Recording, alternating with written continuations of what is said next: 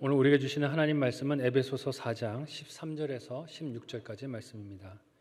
신약성경 314페이지 전후로 있습니다. 에베소서 4장 13절에서 16절까지의 말씀을 저와 여러분이 한 목소리로 합독하시겠습니다.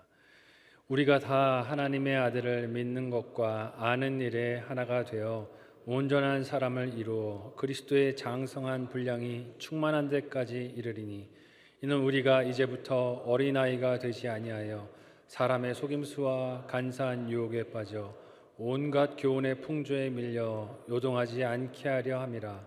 오직 사랑 안에서 참된 것을 하여 범사에 그에게까지 자랄지라. 그는 머리니 곧 그리스도라. 그에게서 온 몸이 각 마디를 통하여 도움을 받음으로 연결되고 결합되어 각 지체의 분량대로 역사하여 그 몸을 자라게 하며 사랑 안에서 스스로 세우느니라. 아멘. 전후좌우로 함께 이렇게 인사하겠습니다. 우리는 하나입니다. 네. 영혼을 담아서 하셨습니까? 영혼이 안 보이시는 것 같은데 한 번 더 인사할 텐데요. 사랑하고 축복합니다. 인사하겠습니다. 사랑하고 축복합니다. 네. 설교자로서 있는 딜레마 중에 하나가 인사를 시키긴 시켜야 되는데 하실 때 가끔은 영혼 없이 허공에다가 이렇게 하실 때가 있어서 우리 곁에 있는 지체들이 소중한 선물인 것을 잊지 않는 한 주 한 주 우리 예배가 됐으면 좋겠습니다. 함께 읽은 본문의 말씀을 가지고 하나됨의 이유라는 제목으로 함께 은혜 받고 기도하도록 하겠습니다. 2020년도 그러니까 지금으로부터 2년 전에 미국의 미네소타주에서 일어난 한 사건이 미국뿐만이 아니라 온 세계에 화제가 되고 공분을 샀던 일이 있었습니다. 그 사건이 무엇이었는지 얘기를 들어보시면 여러분도 다 기억이 나실 것 같아요. 백인 경찰관 하나가 위조 지폐 사건 용의자인 조지 플로이드 씨라는 사람을 체포하는 과정에서 목을 무릎으로 눌러서 8분 이상 넘게 그렇게 체포 과정을 벌이다가 목숨을 잃게 되는 사건이 있었습니다. 그때 세상에서 많이 회자됐던 이야기 중에 하나가 그 조지 플로이드 씨가 했던 이야기였어요. 숨을 쉴 수가 없습니다. 숨을 쉴 수가 없어요. 저를 좀 풀어주세요. 숨을 쉴 수가 없습니다. 라고 부르짖었는데 그 경찰이 이 소리를 무시하고 계속 무릎으로 목을 누르고 있었습니다. 그 과정에서 그가 목숨을 잃었는데 이 영상이 세계 전역에 퍼져나가게 되면서 많은 사람들이 인종차별에 또 편견에 항의하고 또 이렇게 그것에 대해서 프로테스트하는 시위하는 데모들이 일어났었습니다. 미국이 어떤 나라입니까? 1861년부터 65년까지 남북전쟁이라는 비참한 전쟁을 통해서 엄청난 희생을 치르고 자유와 평등이라는 가치를 통해서 하나가 된 나라를 이뤘던 나라이기도 합니다. 그런데 시간이 많이 흘렀지만 여전히 그 가치를 향한 길이 멀고도 험한 것을 우리가 그런 사건들을 통해서 보게 됩니다. 근데 이런 갈등이 태평양 건너서 먼 나라 미국만의 이야기일까요? 2주 전 에베소서 말씀을 통해서 4장 7절에서 12절까지 본문을 가지고 우리가 하나님께 받은 은사들, 특별히 내 곁에 있는 성도들, 지체들이 선물인 것을 같이 나눴었습니다. 하나님께서 우리 사랑하는 지체들을 교회 선물로 주셨고 우리가 하나님 기뻐하시는 한 몸 된 공동체를 이루는 것이 우리의 사명인 것을 살폈습니다. 하지만 어떻습니까? 이 하나된 사명을 이루고 지키고 사는 것이 쉽습니까? 어렵습니까? 어렵다는 거예요. 이상은 분명하지만 그것을 이루고 사는 현실은 어려운 것을 봅니다. 바울이 이 편지를 쓰고 있는 이유와 동기만 봐도 알 수 있습니다. 어떤 것을 알 수 있어요? 하나됨이 하나님 기뻐하시는 뜻이지만 이걸 오늘 우리 삶에서 우리 옆에 있는 관계와 이루고 사는 것은 힘든 일이라는 것을 우리에게 보여줍니다. 현실이 멀고도 험하다는 것이죠. 유대인과 이방인 사이에 에베소 교회에서도 갈등이 있었습니다. 그 갈등이 예수님께서 십자가에서 흘리신 피로 허물어져야 하는 장벽이었지만 여전히 다툼이 에베소 교회 안에 있었습니다. 오늘 우리가 함께 읽은 본문은 이렇게 그 갈등을, 그 이유들을 정당화하고 그 가치와 기준들을 내려놓지 못하는 성도들을 향해서 바울이 그럼에도 불구하고 하나 되어야 하는 것, 그 이유가 무엇인지를 말하는 장면입니다. 서로 다투지 않고 하나 되는 교회 공동체가 필요하다는 것을 누가 마다하겠습니까? 누가 싫다고 하고 누가 그것에 대해서 동의하지 않겠습니까? 하지만 이게 쉽지 않다는 거죠. 그래서 이 하나됨을 위해서 우리가 이유를 잘 붙들고 기억하고 있어야 할 줄로 믿습니다. 그 이유를 생각하지 못하면 어떻습니까? 하나됨을 주장하다가 하나됨을 필요하긴 한데 그게 내 생각과 내 방법대로 하나가 되어야 한다라고 싸우다가 또 분열하게 될 것이기 때문에 그렇습니다. 입으로 우리가 연합과 하나됨을 부르짖지만 실제로 맺는 열매는 분열과 갈등이 될 수 있습니다. 그 가슴 아픈 단면과 모습 중에 하나가 한국교회 교단 분열의 역사가 아닐까 하는 생각이 듭니다. 어느 목사님이 교회가 하나 되어야 한다는 것을 이견을 제시하겠습니까? 모두가 다 하나가 되어야 된다라고 부르짖지만 그러나 한국교회 수많은 교단들이 생겨나는 과정을 보면 참 입으로 말하는 것과 실천하는 것은 거리가 멀다 하는 것을 깨닫게 됩니다. 사도 바울은 어떤 이유로 에베소 성도들에게 하나 되어야 한다라는 것을 강력하게 호소하고 부르짖습니까? 오늘 말씀을 통해서 그 두 가지 이유를 생각해보고 저와 여러분의 삶의 신앙 여정에 적용할 수 있는 이번 한 주가 되기를 예수님의 이름으로 축복합니다. 첫 번째로 우리가 생각해 볼 것은요, 속임수로부터 보호하기 위해서 하나가 되어야 한다라고 하십니다. 어디로부터 보호하신다고요? 속임수로부터 보호하기 위해서입니다. 함께 오늘 본문의 13절과 14절 말씀 하이라이트 된 부분을 주의해서 함께 한 목소리로 읽어보겠습니다. 같이 읽습니다. 시작. 우리가 다 하나님의 아들을 믿는 것과 아는 일에 하나가 되어 온전한 사람을 이루어 그리스도의 장성한 분량이 충만한 데까지 이르리니 이는 우리가 이제부터 어린아이가 되지 아니하여 사람의 속임수와 간사한 유혹에 빠져 온갖 교훈의 풍조에 밀려 요동하지 않게 하려 함이라. 아멘. 마지막에 무엇하지 않게 하려고 하나 되라고요? 요동하지 않게 하려고 하나 되라고 하십니다. 지난 말씀에서 우리는 교회를 이루고 있는 지체들이 여러 직분들과 여러 역할들을 맡고 있는 것을 살폈습니다. 그들이 다 함께 모여서 예수님의 한 몸을 지체를 세워가는 공통된 사명을 가지고 있다는 것을 살폈습니다. 전부 다 사도가 아니고 전부가 교사가 아니고 또 전부 다 목사가 아닙니다. 서로가 다른 역할과 다른 기능을 하고 있지만 그 모든 기능과 역할이 한 자리에 모여서 하나님 기뻐하시는 한 몸 된 교회를 이루는 줄로 믿습니다. 그래서 서로를 무엇으로 알아야 된다고 말씀을 나눴어요? 선물로 알아야 된다라고 말씀을 나눴었습니다. 한번 옆 사람을 보고 이렇게 이야기하겠습니다. 선물이십니다. 네. 까먹고 계셨죠? 한 번 더 인사하겠습니다. 몰라 뵈서 죄송합니다. 네. 한 주만 말씀을 안 들으면 까먹습니다. 그죠? 네. 선물인 걸 잊어버리고 자꾸 나한테 섭섭한 것들이 자꾸 떠오르는 우리 연약함이 있음을 봅니다. 선물이에요. 함께 그리스도의 몸을 세워가는 지체라는 것을 잊지 말아야 합니다. 오늘 보면 14절에서 바울은 이 하나됨이 성도에게 책임이고 사명이기도 하지만 또한 유익한 것이라고 말씀하십니다. 하나 되는 과정이 어렵고 힘들지만 그러나 그 힘들고 어려운 일을 해야 어린아이가 아닌 장성한 모습의 신앙을 가질 수 있고 그런 성도가 될 수 있고 그렇게 장성해야 어떤 일을 할 수 있어요? 사람의 속임과 간사한 유혹에 빠지지 않을 수 있다는 것입니다. 또 온갖 교훈의 풍조에 휩쓸리지 않고 떠내려가지 않을 수 있다는 것입니다. 어떤 사람의 속임수와 간사한 유혹들 또 거짓된 풍조들이 우리 생각과 행동을 지배합니까? 여러 가지들이 있겠지만 저는 요즘 사회에 지금 시대에 가장 팽배하고 있는 가치 중에 하나는 개인주의 혹은 이기주의가 아닐까 하는 생각이 듭니다.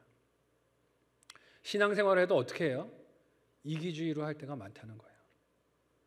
여러분 왜 사람들이 큰 교회 가는지 아세요? 대형 교회, 큰 교회, 메가처치라 그러잖아요. 수만 명이 모이는 교회들에 왜 이렇게 사람들이 몰려갈까요? 공동체가 그리워서 갈까요? 물론 그런 영향도 있겠지만 대개는 이런 가치들이 있는 것 같아요. 큰 교회, 수만 명이 모이는 교회 가서 예배를 드리면 내가 누군지 관심이 있어요, 없어요? 별로 관심이 없어요. 여러 사람들 중에 하나니까 사실 이 사람이 우리 공동체의 일원인지 아닌지 잘 확인될 길이 없습니다. 편하게 앉아서 예배드리고 아무 봉사도 하지 않고 남이 해주는 봉사를 이렇게 혜택을 보고 그렇게 편하게 집으로 돌아갈 수 있습니다. 얼마나 좋습니까? 우리 교회도 그런 교회가 됐으면 좋겠습니까? 그런데 우리 안에 이런 욕망들이 있지는 않나 우리가 분별해야 한다는 것입니다. 큰 교회를 사람들이 선호하는데 그 이면에 깔려있는 가치에는 이기주의와 개인주의가 있는 것을 봅니다. 나만 아니면 된다라는 것이죠. 나만 아니면 된다. 구원도 누구만 받으면 돼요? 나만 받으면 된다. 내 곁에 있는 지체들은 모르겠고 나만 예수 믿고 천국 가면 된다라는 가치관이 이 시대에 팽배하는 것을 봅니다. 이기적인 마음과 무관심이 공동체 하나됨을 가로막는 큰 장애물이 되고 있음을 봅니다. 근데 우리가 이런 극단적인 이기주의와 개인주의에 빠지는 이유가 무엇일까요? 이유를 생각해 보면 그것이 안전하다라고 느끼기 때문입니다. 그냥 아무도 나를 모르고 그냥 편하게 신앙생활하는 게 안전하다라고 믿는 그런 속임수가 이 시대에 있습니다.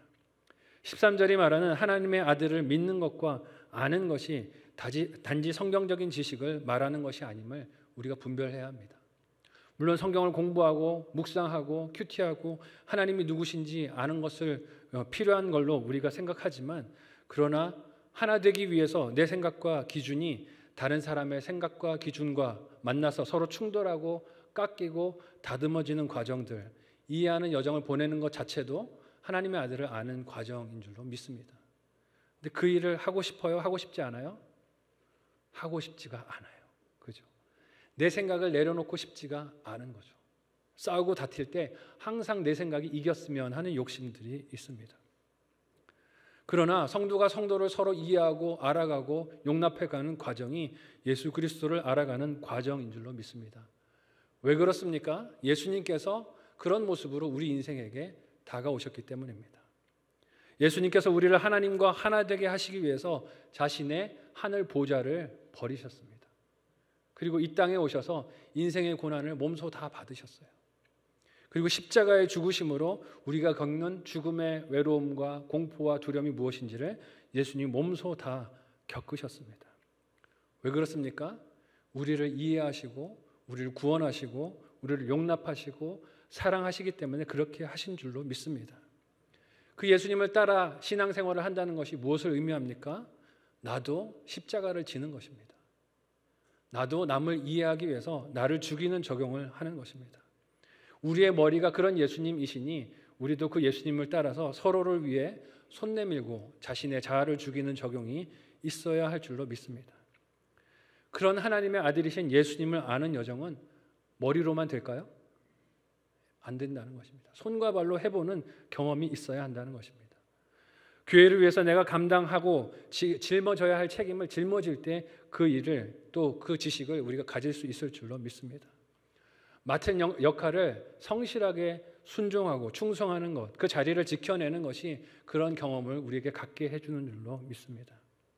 하나됨을 위해서 포기할 줄 아는 것, 하나됨을 위해서 양보할 줄 아는 것, 하나됨을 위해서 희생하고 섬길 줄 아는 것이 그런 예수님을 알아가는 지식이 되는 줄로 믿습니다.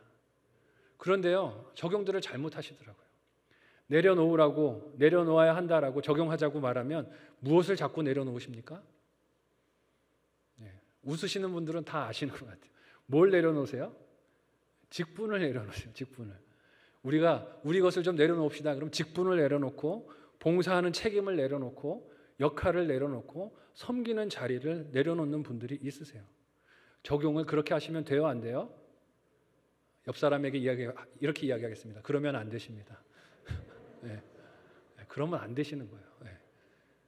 근데 적용을 거꾸로 하시는 거예요. 거꾸로. 내려놓으라. 근데 내 욕심과 자아를 내려놔야 되는데 직분을 내려놓고 일할 수 있는 기회를 내려놓고 교회를 사랑해서 섬길 수 있는 기회를 내려놓으려고 합니다.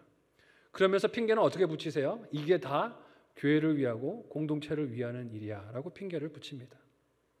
분별을 해야 되는데 분별이 잘 안 된다는 거죠. 자기 유익과 욕심을 붙들려는 이기심이 아닌지 우리가 잘 분별해야 합니다. 말씀을 들어도 이 말씀을 어디에 적용할 것인지를 우리가 잘 살펴야 한다는 것입니다. 근데 날마다 교묘한 생각과 속임수가 나를 속이고 남도 속이게 만듭니다. 혼자서는 그런 속임수를 깨달을 수 있을까요? 없을까요? 없다는 거예요. 그래서 뭐가 필요합니까? 공동체가 필요합니다. 왜냐하면 나 자신의 모습을 내 스스로가 가장 모를 때가 많기 때문에 그렇습니다. 착각하잖아요. 나는 내가 알아를 주장하고 부르짖는데 사실 살펴보면요, 내가 나 자신을 모를 때가 훨씬 더 많을걸요. 그래서 나의 사각지대를 봐줄 수 있는 곁에 지체, 공동체가 있어야 하는 것입니다.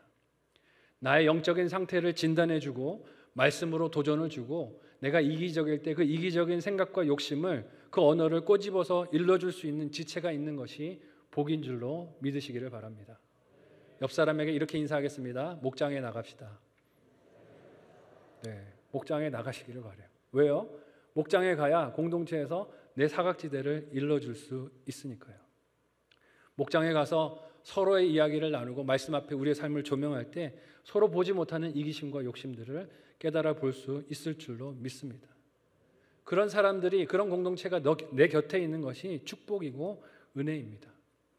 그런 면에서 살펴보면요, 혼자 독불장군처럼 지내고 공동체가 없고 충고해 줄 사람이 없고 멘토나 동료가 없는 사람은 속임수에 가장 먼저 희생당하는 피해자가 될 확률이 높을까요, 낮을까요? 높다는 것입니다. 우는 사자 마귀가 그런 사람을 골라 잡아 먹으려고 휘젓고 다니고 있다는 사실입니다.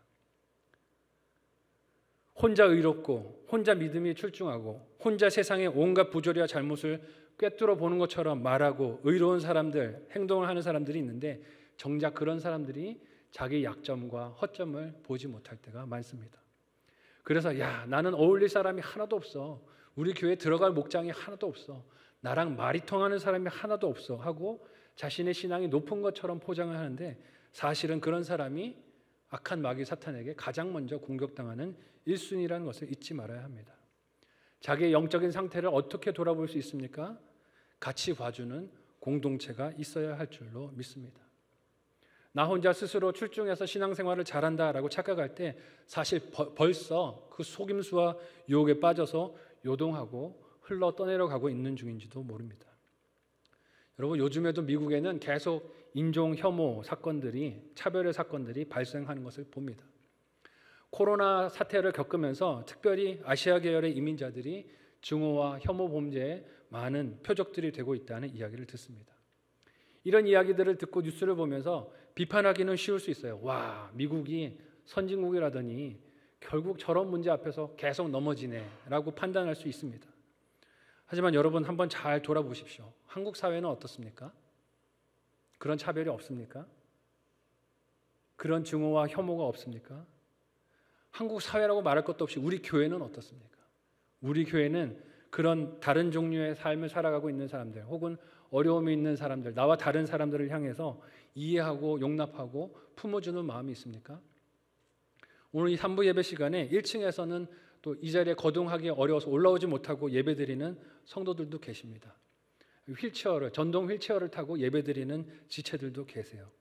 근데 그분들이 이렇게 저렇게 다니실 때 우리가 움직일 때 불편한 경우들이 있습니다. 근데 불편하지만 그럼에도 불구하고 사랑하는 마음으로, 이해하는 마음으로, 격려의 말로 그들을 보듬고 계십니까? 아니면 시선으로, 생각으로 불편해를 온몸으로 표현하고 계신 것은 아닙니까? 이게 남의 이야기일 때는 하는 차별이 보이고 바꿔야 할 것들이 보이는데 내 이야기가 되면 어떻습니까? 잘 보여요? 안 보여요? 잘 보이지가 않습니다. 나는 그런 일을 하지 않고 산다라고 착각할 때가 많습니다.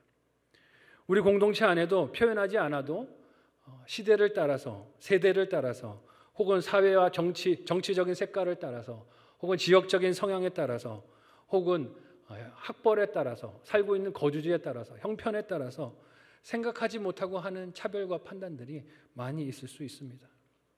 나의 실생활을 돌아보고 나의 입술의 언어를 돌아보면서 말씀 앞에 회개할 수 있는 저와 여러분이 되실 수 있기를 바랍니다. 저도 돌아보면 그런 차별이 있었던 것을 기억합니다. 유학생활 하면서 기숙사를 얻으려고 할 때 돌아보면 기숙사를 얻는 지역을 백인들이 사는 지역 가까이 얻으려고 했던 모습이 있었습니다. 핑계는 어떤 핑계를 댔을까요? 안전 때문에. 흑인들 많은 동네에 가면 이렇게 도둑질도 많이 하고 권총 강도 사건도 많이 일어나니까 우리 식구의 안전을 위해서 어쩔 수 없어 라고 말을 했었지만 돌아보면 제 안에 차별과 편견이 있었던 것을 봅니다. 한국인이 선진국의 시민이라는 우월의식이 제 안에도 있었던 것을 깨닫습니다. 근데 이런 거를 자기 생각에 빠져 살면 알아요, 몰라요? 모르고 지나가는데 공동체가 있으면 어떻게 됩니까? 말해줄 수 있다는 거예요. 말씀을 보면서 보니까 좀 이런 어려움이 있으세요. 고쳐야 될 적용이 있으신 것 같아요. 라고 말해주면 그게 진짜 사랑의 공동체이고 하나 되는 공동체가 된다는 것입니다. 오늘 말씀을 통해서 우리가 그렇게 서로를 돌아봐 줄 수 있는 보호하는 공동체가 될 수 있기를 예수님의 이름으로 축원합니다. 첫 번째 적용 질문 드립니다. 한번 생각해 보시고 적용해 보시기를 바랍니다. 내게 충고와 쓴소리를 해줄 수 있는 지체가 있습니까? 내게 충고와 쓴소리를 해줄 수 있는 지체가 있습니까? 없다면 이유가 무엇일 것 같습니까? 없다면 이유가 무엇일 것 같습니까? 내가 모두 다 전부 다 잘해서 충고를 해주지 않을까요? 아마 이런 이유가 아닐까 싶습니다. 불편하기 때문에. 이런 소리 하면 화내고 상처받고 큰 소리 내고 얼굴이 울그락불그락 해지니까 나한테 좋은 소리만 해주는 사람만 주변에 있는 것은 아닙니까? 이런 사람이 내 곁에 없다면 잘하고 있어를 스스로 쓸어내릴 게 아니고 회개하고 적용해야 될 줄로 믿습니다. 옆 사람에게 이렇게 인사해 보겠습니다. 편한 사람이 됩시다. 네. 어떤 사람이 편한 사람이에요? 무슨 이야기든지 들어줄 수 있고 할 수 있는 사람이 편한 사람인 줄로 믿습니다. 두 번째 적용 질문은 이것입니다. 목장에 잘 참여하고 있습니까? 목장에 잘 참여하고 계십니까? 목장에 참여하신다면 잘 듣는 편이십니까? 아니면 주로 말하는 편이십니까? 말을 많이 하는지 듣기를 많이 하는지 한번 생각해 보시기를 바라요. 말을 많이 하신다면 혹시 이렇진 않으세요? 내 할 말 다 얘기해 놓고 남이 얘기할 때는 이렇게 귀를 파면서 언제 끝나나? 왜 이렇게 길어지나? 빨리 집에 가고 싶은데. 이런 마음으로 목장을 하고 있다면 어떻습니까? 내 해야 하는 역할을 못하고 있는 목장 모임일 수 있습니다. 경청해서 들어야 우리가 또 할 수 있는 이야기를 할 수 있을 줄로 믿습니다. 잘 듣고 또 잘 말할 수 있는 목장에 속하는 저와 여러분 되시기를 예수님의 이름으로 축복합니다. 마지막 두 번째로 우리가 하나 되어야 하는 이유를 무엇이라고 하십니까?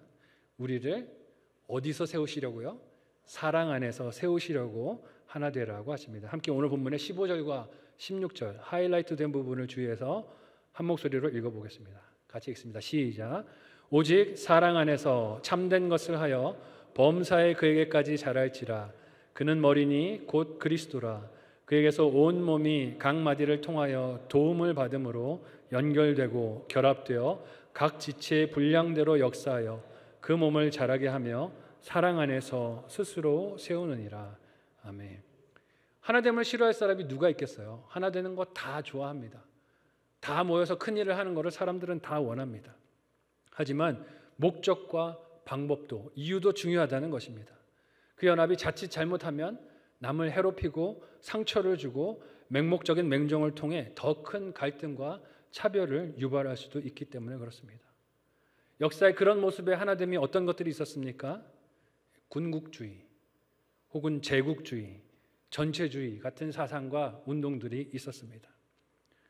그런 신념은 성경에 말하던 하나됨과 거리가 먼 것입니다. 이런 신념과 사상들은 하나됨을 강조하는 것에서 그 외형은 비슷해 보일 수 있지만 그를 이루는 과정에서 무엇이 없습니까? 사랑이 없어요. 사랑이. 힘으로 합니다. 폭력으로 합니다. 개인의 다양성을 짓밟아서 하나를 이루려 합니다.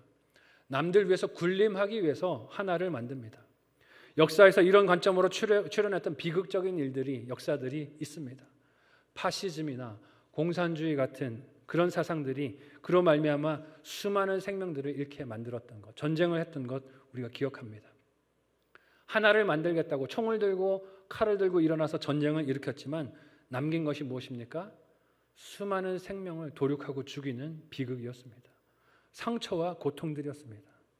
사람이 힘과 무력으로 하나를 이루려는 시도는 좋은 열매가 있어요, 없어요? 없다는 것입니다. 그 방식도 스스로를 세우는 것이 아니라 오히려 스스로를 파멸로 몰아간 것을 볼 수 있습니다. 바울은 에베소 교회를 비롯한 성도들 모두의 하나됨이 악한 속임과 교묘한 유혹들에서 믿음을 지키고 그리스도의 장성한 분량에 이르기 위해서 필수적인 과정이라고 말했습니다. 하지만 그렇다고 해서 그 방식이, 그 과정이 거짓된 것을 하거나 무력을 쓰거나 혹은 선별적인 경우에만 적용해도 되는 것이라고 말하지 않습니다. 사랑 안에서 세우시기 위해서 이 하나됨을 잘 감당해야 한다고 합니다. 이 과정이 사랑함으로 이루어져야 한다는 것입니다. 사랑 안에서 참된 것을 행하는 과정으로서 하나가 되어야 진정한 하나님이 기뻐하시고 예수 그리스도의 지체를 이루는 하나됨이 된다는 것입니다. 하나됨 자체가 우상이 되어서 수단과 방법을 가리지 않는 우르를 범하지 말아야 한다는 뜻입니다. 하나를 이루는 상태만큼이나 그 과정도 중요하다는 것입니다. 이렇게 사랑 안에서 참된 것을 행하는 것을 15절은 범사에 그에게까지 자라가는 것이라고 합니다. 그러니까 하나 되는 과정 자체가 우리가 예수님의 그리스도의 그 장성한 분량까지 자라가는 여정이라는 것입니다. 사랑 안에서 참된 것을 행하는 적용이 없이는 공동체의 하나됨이 예수님과 상관이 없는 이야기가 될 수도 있다는 것입니다. 우리 5월 마지막 주에 온 세대 예배를 이 자리에서 3부 예배 때 드렸었어요. 여러분 은혜 받으셨습니까? 저도 참 큰 은혜가 되더라고요.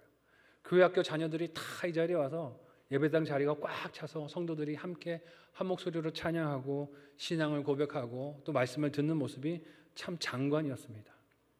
오늘 말씀을 보면서 또 이것이 위기가 될 수도 있고 잘못이 될 수도 있음을 봅니다. 어떤 위기가 잘못이 될 수 있어요? 예수님과 상관없이 사랑으로 하는 것이 아니라 사람의 야망 때문에 이벤트로 보여주려고 다른 사람들에게 우리 교회도 이만큼 모인다 하는 것을 자랑하려고 그렇게 모인다면 그것은 아무리 큰 장관을 이루어도 하나된 연출을 했어도 사랑 안에서 참된 것을 행하는 적용이 아닐 수 있다는 것입니다. 수만 명의 사람들이 이 자리에 몰려와서 앉아 있어도 이것이 사랑으로 행하는 참된 것을 행하는 적용이 아니라면 예수님과 관계없는 쇼가 될 수도 있다는 것입니다. 분별할 수 있는 저와 여러분이 되실 수 있기를 바랍니다. 하지만 그렇다고 해서 여러분 모든 것을 자율에 맡기는 것 또한 사랑이라고 할 수 없습니다. 왜 그렇습니까? 인간의 본성이 이렇기 때문이에요. 한번 따라해 보겠습니다. 악하고 음란하고 게으르고. 한 번 더 해볼까요? 악하고 음란하고 게으르고. 가만히 내버려 두면 사람이 어디로 갑니까? 악하고 음란하고 게으른 곳으로 흘러갑니다. 그래서 모든 의사결정을 자율에 맡기고 사랑으로 내버려 두면 어떤 일이 벌어집니까? 자발적으로 이 자리에 와서 예배하는 성도들이 많을까요? 전부 다 집에 가서 비대면 예배하겠다 그럴걸요? 그래서 전도사님들이 전화해서 현장 예배 오세요라고 권면하시면 사랑으로 들으시기를 바랍니다. 잔소리가 아니고 사랑해서 하시는 권면이고 충고예요. 사람이 악하고 음란하고 게으르기 때문에 모든 의사결정을 자율에 맡기면 사람들은 하나님이 기뻐하시는 선택을 하지 않습니다. 그래서 교회 공동체 안에는 함께 모일 이벤트를 기획하고 추진하는 사람도 있어야 하고 그 계획을 빈틈없이 옆에서 돌봐주는 보완해주는 지체도 있어야 하고 함께 공동체가 앞으로 전진해 나갈 때 보조를 맞추지 못하고 낙오해 있는 성도들, 외면되어 있는 지체들을 돌아보고 감싸주고 기다려주는 지체들도 필요합니다. 서로가 공동체의 사각지대를 함께 살피며 각자의 역할을 감당할 때 하나님 기뻐하시는 하나됨을 이루는 줄로 믿습니다.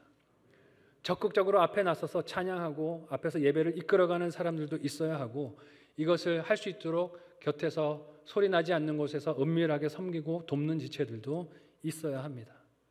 새 가족들이 정착할 때 교회를 소개하고 신앙생활에 대해서 개략적인 설명과 안내를 하는 지체도 있어야 하고 점차 믿음이 사라져가는 지체들을 위해서 돕고 섬기는 지체들도 있어야 합니다. 모든 서로가 함께 모여서 교회의 사각지대들을 서로 채워갈 때 하나님 기뻐하시는 하나됨이 이루어질 줄로 믿습니다. 사랑이란 것은 상대방을 그 모습 그대로 방치하고 내버려 두는 것을 의미하지 않습니다. 요즘 제 삶의 인생 넘버원 고난 중에 하나는 육아예요. 육아. 말을 왜 이렇게 안 듣는지. 4살이 되니까 점점 자아가 생기면서 고집이 참 커지는데요. 지난번에도 나눴지만 이 먹는 식습관을 고치는 문제가 참 바뀌지를 않더라고요.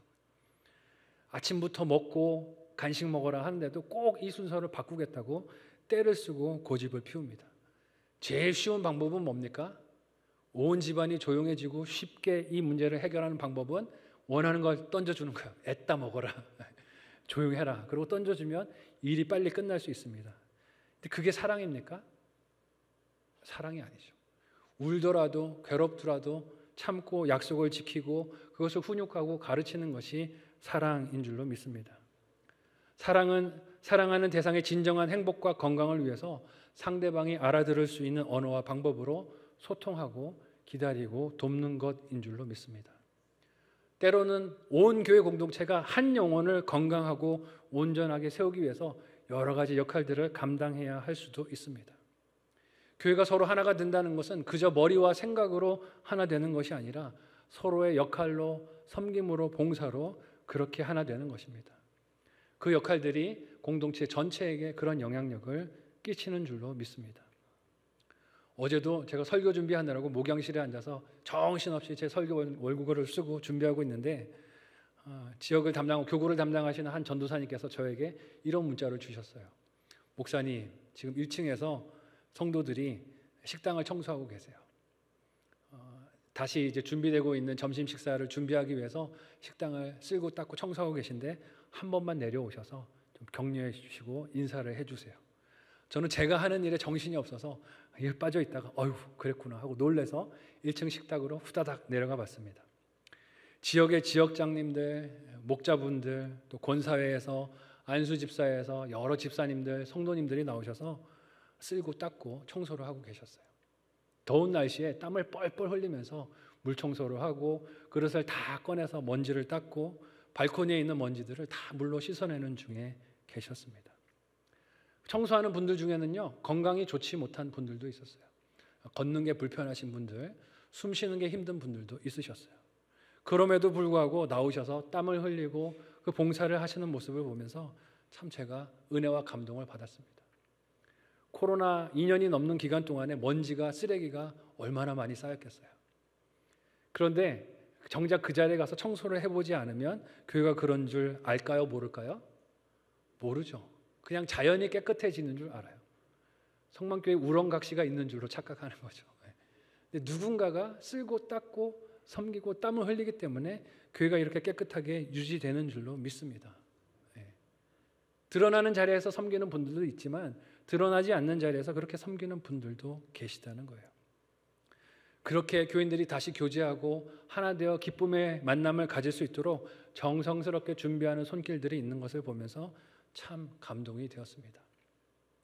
그런 감동이 좀 공유되고 나눠지는 우리 성만교회가 되었으면 좋겠습니다. 그런 수고와 땀 흘림이 우리 교회 온 공동체에 큰 영향과 힘이 되는 줄로 믿습니다. 그것을 고마워하고 같이 감사하는 것이 공동체의 모습 아니겠습니까? 또한 서로 아픔이 있을 때, 병에 걸려서 질병 가운데 신음하고 있는 지체들이 있을 때 그 아픔이 나의 아픔이 되는 것 또한 우리가 공동체된 모습인 줄로 믿습니다. 이름을 불러가면서 같이 기도하고 안부를 돌아보고 그 가족의 형편을 돌아보는 그 모습도 우리 하나된 교회 공동체의 특징이라 할 수 있습니다. 서로의 역할과 직분은 달라도 맡은 책임들은 다 달라도 거기서 하나된 우리를 사랑 안에서 기억하고 존중하며 관심을 갖는 것이 우리가 하나됨을 잘 붙들고 걸어가는 여정이라고 믿습니다. 그래서 어떤 면에서 보면 지금 아픔의 시간을 지나고 계신 성도들도요, 우리가 기도하도록 섬기고 계신 역할을 감당하고 계시는 것인 줄로 믿습니다. 기도해야 되는 거예요. 병중에 있는 지체들을 위해서 기도하는 것이 또한 우리의 사명인 것을 알아야 합니다. 이것이 우리가 교회 공동체로 서로 서는 과정이고 순종입니다. 하나됨이 쉽지 않지만 다른 생각들을 조율하고 갈등들을 풀어가고 내게 맡겨주신 역할들을 감당하고 어려운 지체들을 돌아보는 과정을 통해 예수님의 장성한 분량까지 세움을 받는 저와 여러분이 되시기를 예수님의 이름으로 축복합니다. 한번 묵상하고 적용해 보시기를 바랍니다. 마지막 적용 질문 드립니다. 내 눈에 보이는 교회의 필요가 무엇입니까? 내 눈에 보이는 교회의 필요가 무엇입니까? 그 필요가 보이는 이유가 무엇일까요? 이유가 뭘까요? 우리 교회에 이런 필요가 보이는데 이게 왜 내 눈에 보일까? 다른 사람을 시켜서 그 자리에 갖다 놓으라고 보여주시는 걸까요? 아니면 내가 가라고 보여주시는 필요일까요? 우리가 알기는 너무 잘 알아요. 그죠? 근데 적용은 잘 안 돼요. 내가 안 가고 자꾸 남을 시키고 싶은 유혹들이 생기는데 내가 갈 수 있는 적용을 하는 이번 한 주가 되시기를 바랍니다. 두 번째 적용 질문 드립니다. 목장에서 나의 역할은 무엇입니까? 목장에서 나의 역할은 무엇입니까? 목자가 될 수도 있고 목원이 되실 수도 있고 또는 듣는 역할, 말하는 역할, 봉사하는 역할, 섬기는 역할이 될 수도 있는데요. 나의 역할이 목장을 사랑 안에 세우고 있습니까? 나의 역할이 목장을 사랑 안에 세우고 있습니까? 아니면 모이는 것을 자꾸 패하게 만들고 불평하게 만들고 서로에 대해서 원망하게 만들고 판단하게 만듭니까? 내가 목장 안에서 어떤 역할을 하고 있는지 말씀을 통해서 생각해 보시고 조명해 보시고 또 적용하실 수 있는 한 주가 되시기를 바랍니다. 말씀을 정리하려고 해요. 설교 서두에 이야기했던 조지 플로이드 씨 사건이 일어났을 때 많은 사람들이 공분했습니다. 화를 냈어요. 어떻게 세상에 이럴 수가 있냐. 이런 차별이 있으면 안 된다 하고 일어나서 자유와 평등을 가치로 회복하자고 목소리를 높이고 이곳저곳에서 시위들이 일어났습니다. 근데 이를 항의해서 일어난 시위가 어떤 결과를 낳았습니까? 또 다른 폭력을 부르더라고요. 폭력 때문에 시위가 일어났는데 그 시위가 또 다른 폭력을 이루고 또 다른 갈등을 이루는 것을 보았습니다.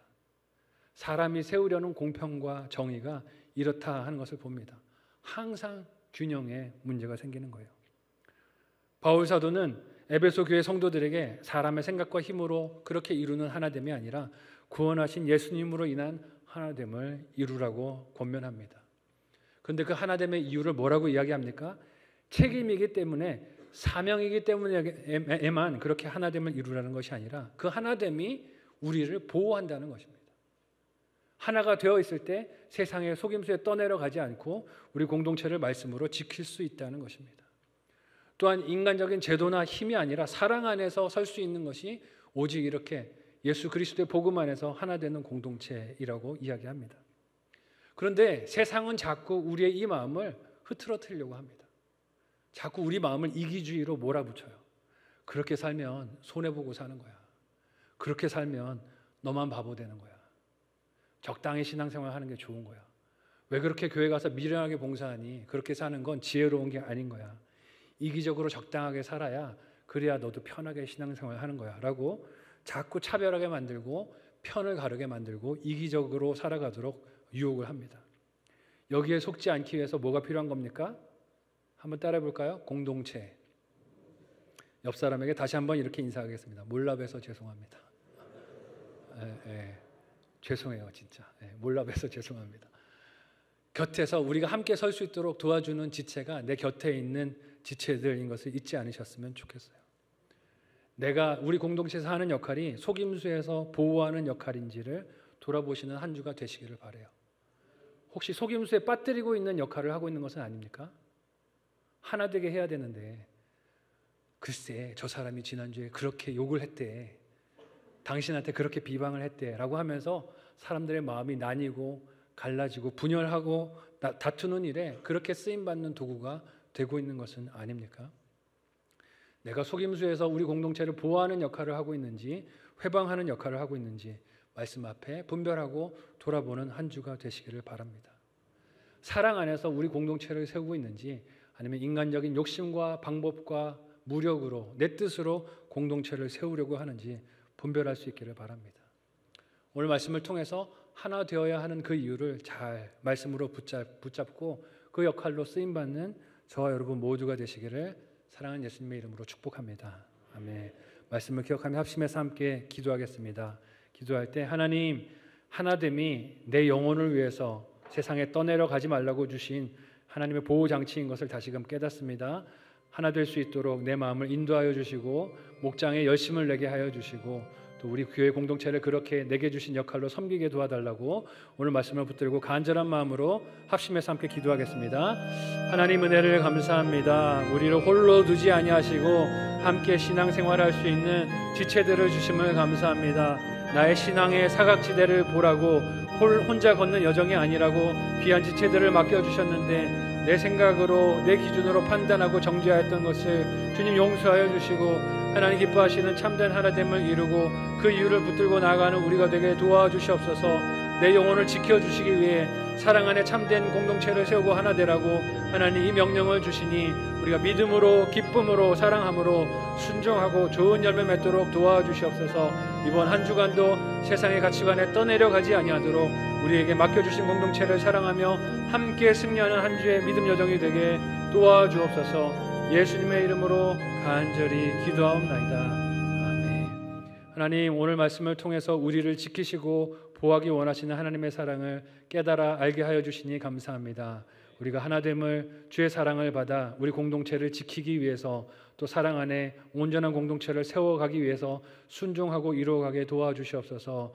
가정마다 나뉘어 있는 마음들이 하나 되게 하여 주시고, 목장마다 분열되고 서로를 불편하게 하는 마음들이 있다면 싸매어 주시고 하나 되게 하여 주시고, 그의 온 공동체가 섬기는 기관과 부서들이 마음을 하나로 모으고 연합할 수 있도록 인도하여 주옵소서. 이 시간 하나님 은혜에 감사하여 예물 드리오니 하나님 기쁨으로 연락하여 주옵소서. 예수님의 이름으로 기도하옵나이다. 아멘.